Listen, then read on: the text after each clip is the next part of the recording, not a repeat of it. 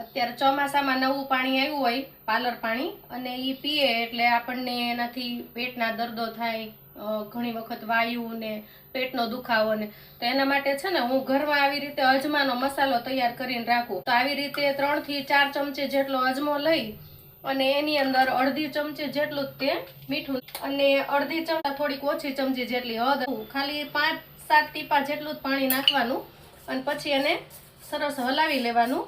આ બધા જ અજમા છે એ ભીના થઈ એટલે એને ગેસ ઉપર મૂકી અને શેકી લઈએ.